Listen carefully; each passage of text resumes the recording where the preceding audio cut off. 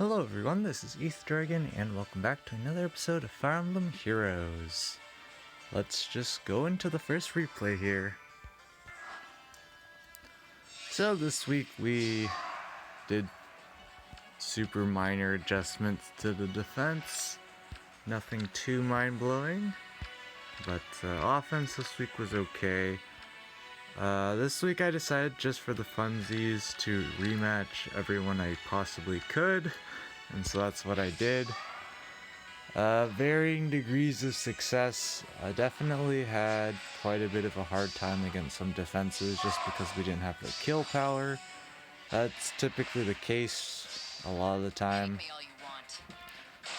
Unfortunately here, Fallen Leon gets to pick up the one-shot Shamir, so we can't pick up the one-round KO. But because of that, the defense is designed so you can long bait Shamir there and get away with it basically. But you still have to be able to take out all the threats that are around, but of course we also intentionally have all the ornaments up so people can use them as blockading material if they so choose. And so nothing too special is going to happen here. Everyone just has to funnel through the right side, and so they can use their units to pick them off. And the dancers are going to be the only relevant units left, so they're not going to be too scary, especially since they're always trail behind. But yeah, offense this week, not mind-blowingly great. Had a few teams. There was one of those. It was a more modernized stall ball because there was Flame with Niffle, so you can get some pretty nice stacking on damage reduction there. Of course, main weakness to that team is if you can get bolt tower damage off, then it's much easier than take them out. But there was a near safe Black Knight with special fire Black Luna, pretty ridiculously high attack stat, so you would really need like a blue melee unit to survive the counter basically, or just super high HP is another option. Because of course the thing with Black Luna is there's literally no scenario where Black Luna can reduce your defense to 0. It can't reduce one defense, it just stays as one defense. So it basically comes down to HP, and the Black Knight on their defense did not have, 99 plus attack to pick up one-shots on basically everything. Not happening. Of course, there's also stuff like damage reduction, so... But like Regan could not survive that Black Knight, especially when there's attack defense unity. If you debuff his attack, you're actually buffing his attack. So, and then of course the Farsight Brave Hector had to sack one unit to take out Brave Hector because Niffle plus Flame is, I believe, overall 51% damage reduction. Of course, only on the first hit, but honestly, it's only the first hit that really matters for us because he's going to retaliate with Bonfire, and well, we can't really do much about that with my particular offense team. I did have a Shara, so this week I was running Plumeria, Racin, Brave Veronica,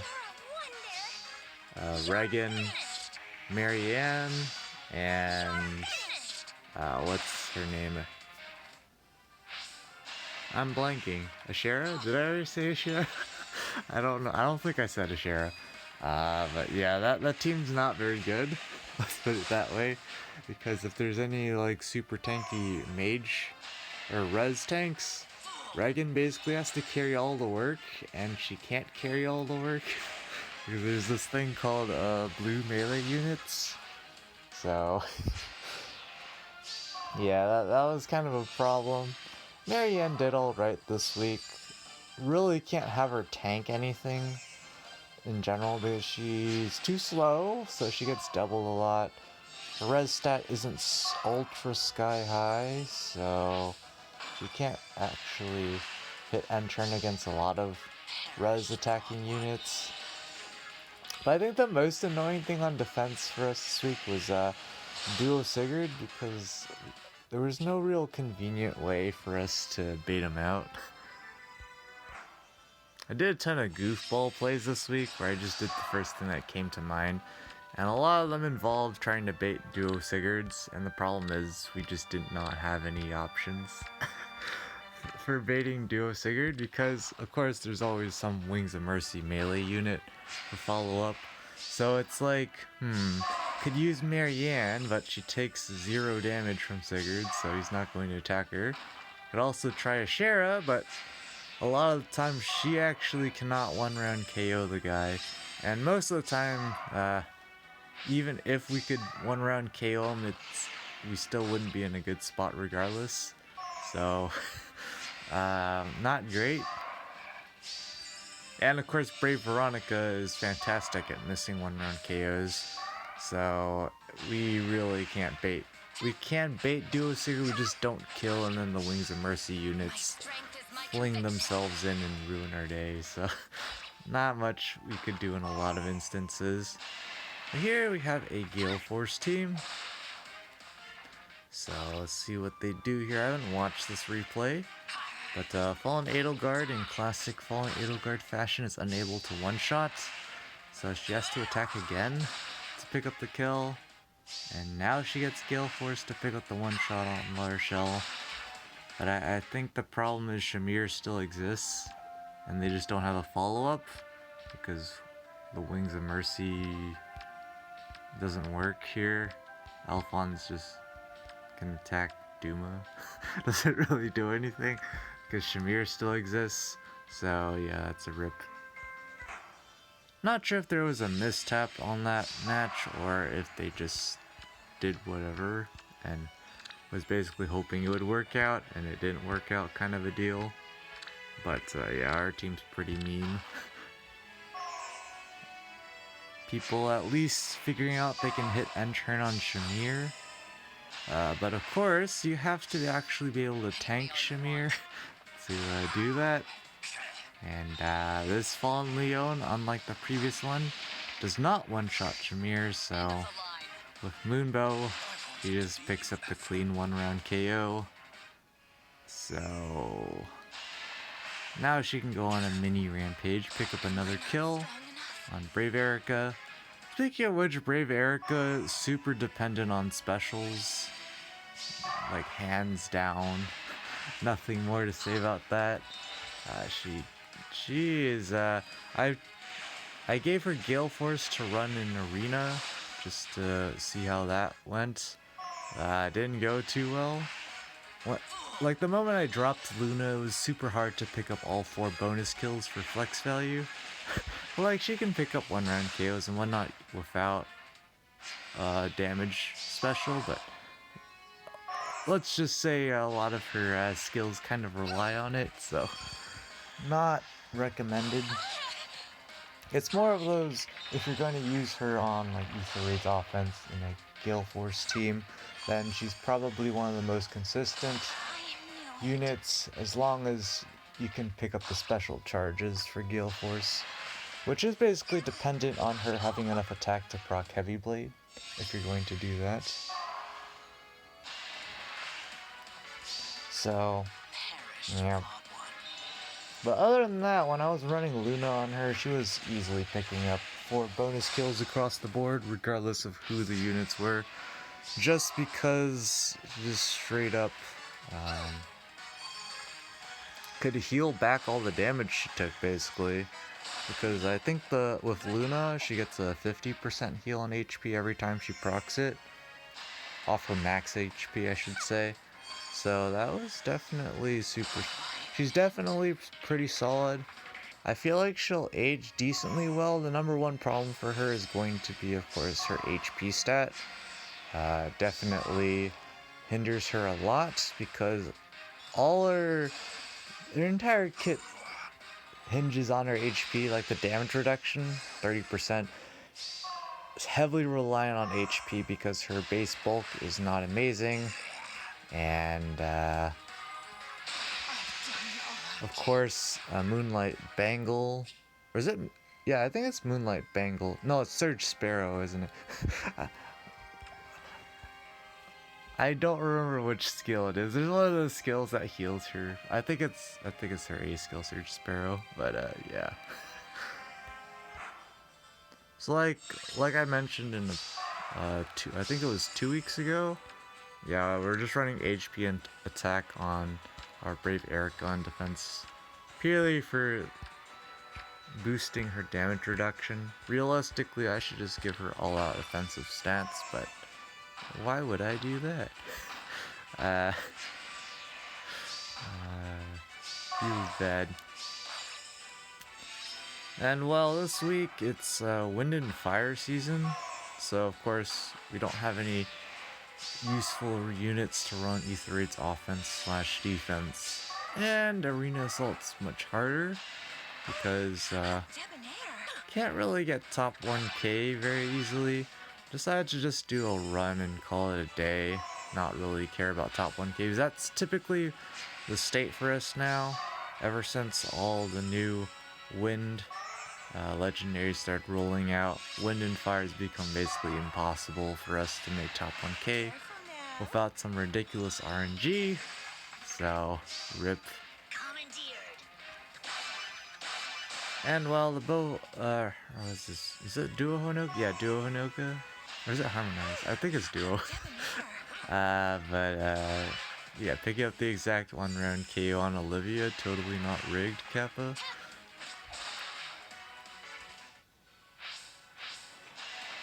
Yep, Reagan picking up the kill on Shamir, like usual. It's a pretty simple defense to deal with. You know what you're doing, you shouldn't have too hard of a time, because even though the defense has 2 dancers, they don't coordinate very well. So you're really most of the time only going to see 1 dance or 2 useless dances. Both of which are not very great for us. Typically, just the 1 dance that tends to be useful, because it's just the simple send a cav unit to go try and punish thing that doesn't really work if you know what you're doing.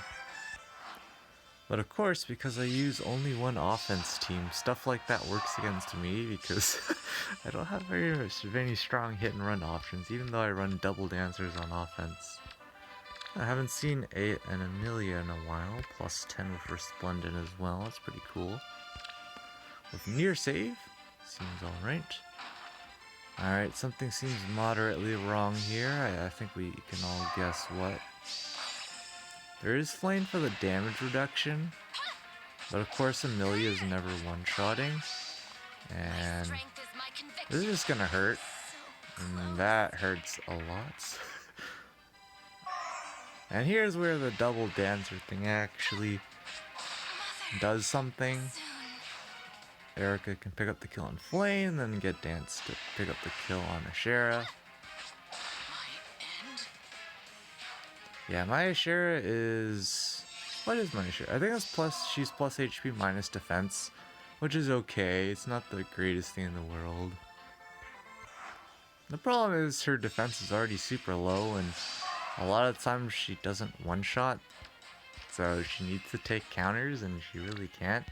So I was running, I think, attack defense form on her. That did alright, but yeah, Ashera just had a hard time doubling as well. Mine is not really well invested at all. See what they're up to here. They have double dancers. Brave Erica's and Marshall are definitely the only real problems for them here. They decide to just hit end turn with Marth, which that doesn't seem like a great idea because they're not running Null Sea Disrupt. So we just get a free attack in. And I don't feel like that's just a good idea in general. And of course, Brave Erica against Fallen Edelgard is very skewed. Unless Fallen Edelgard can one-shot through the damage reduction, which is precisely what they do here. But unfortunately, they left Regan to get sniped down by La Shell, so that's a rip. But yeah, that's the big setback for Brave Erica. Her base bulk is not mind-blowingly amazing, kind of like Reagan. So the 30% damage reduction definitely gets you pretty far, but against really hard-hitting units, you just get one shot on the counter, and well, what are you going to do about that? But Lara Shill gets to wreak havoc against Brave Murph. And we still have our double dancers floating around. So Lara Shill actually barely picks up the 1-round KO on Nils here. Pure HP bulk pog.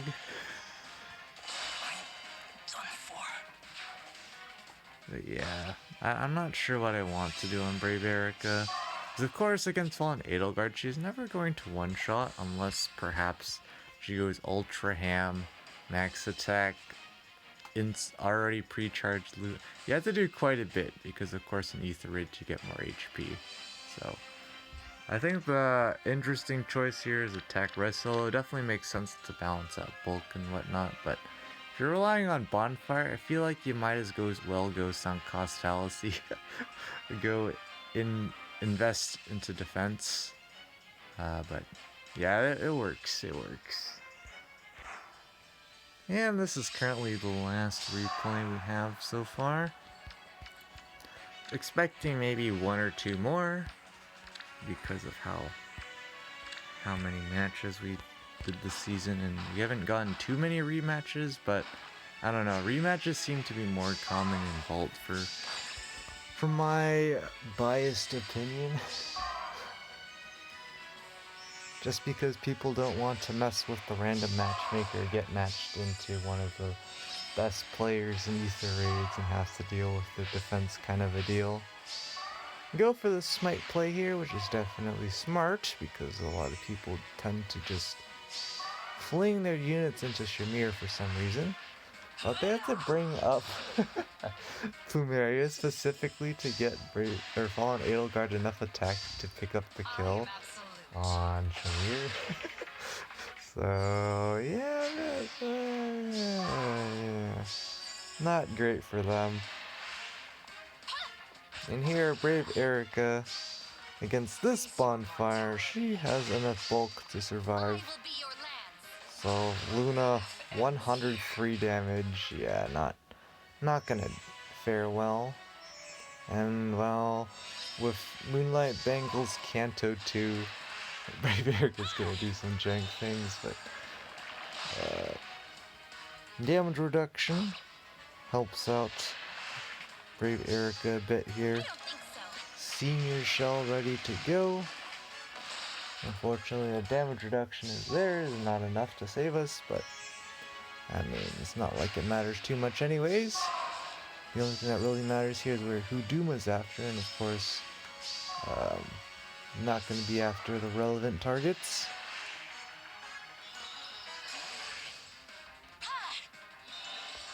So another chip shot into Duma here. And let's see, I guess Naga kind of barely picked up the kill. This week, definitely missed having Naga on offense because there's so many dragons. Like, ignoring Sarah's, just Niffle is just such a huge problem when she's way too fast. And we can't one-round KO. Marianne's basically the only one that has the chance to one-round KO. And it needs to be a more like stock, whatchamacallit, Niffle for it to work out for us because of the HP inflation. Yeah, Domain of Ice is definitely super strong on potato stall teams. I definitely like it. Of course, it gives speed and res as well. And that 30% damage reduction is super nice. But there we go. Currently all the replays from this week. Only one rematch so far, so again I kind of expect to get one or two more matches. We also can get a match before the season ends that might drop our lift further, but it doesn't really matter because we're non-vaults and we're well into tier 28, so there's nothing to worry about there. Already seen Resonant Battles. Still no harmonized hero to date. We'll get one eventually. This is of course Fire and Wind like I mentioned earlier, so it's our weakest pair of seasons overall. Just running this team for Allegiance battles, so, or something like that. Did end up, I don't know if I ever mentioned it, I did end up giving Legendary Julia a dual rally plus finally. So now she's max scoring at, what was it, 754? So pretty solid. Definitely helps us out a bit.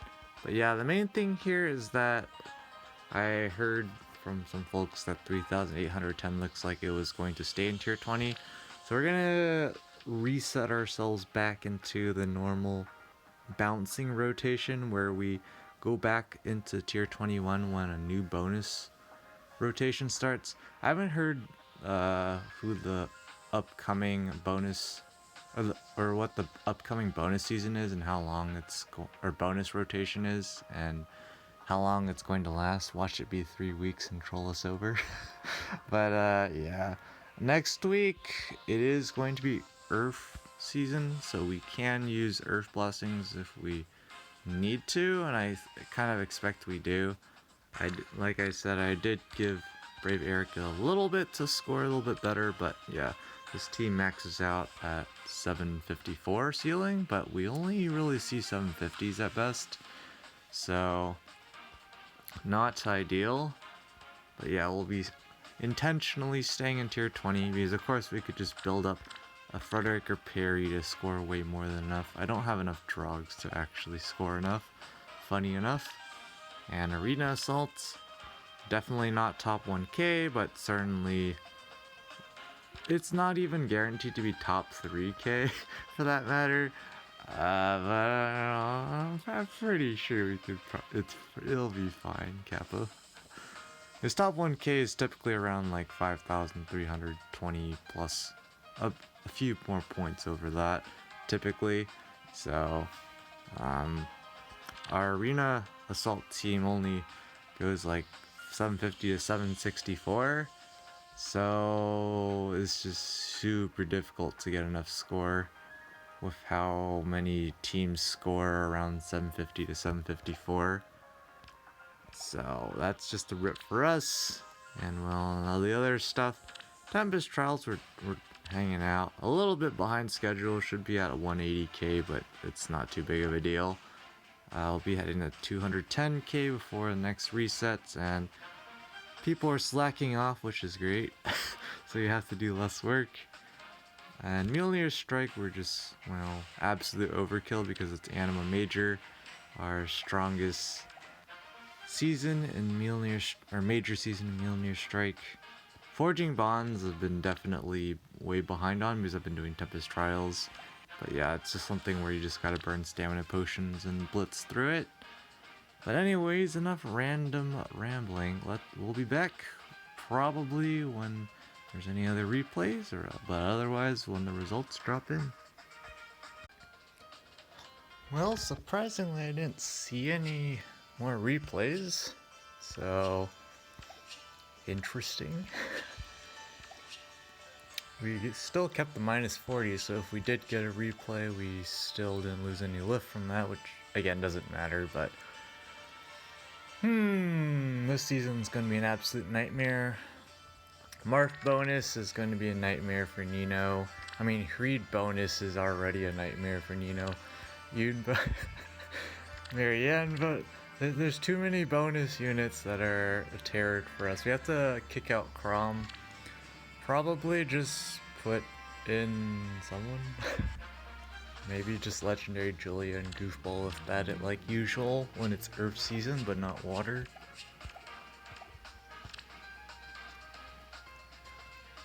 Yeah, I don't know. At least we maintain tier 20. Been a long time since we've done that one. And just outside top 1k, expected. I have no idea what the top 3k cutoff is, honestly, but you can see we're definitely falling off during Wind and Fire season in Allegiance battles. Soon we'll be out of top 1k, feels bad. But until then, that's going to be it for this episode. Thanks for watching. As always, this is Ether Dragon, and hope to see you all next time. Bye!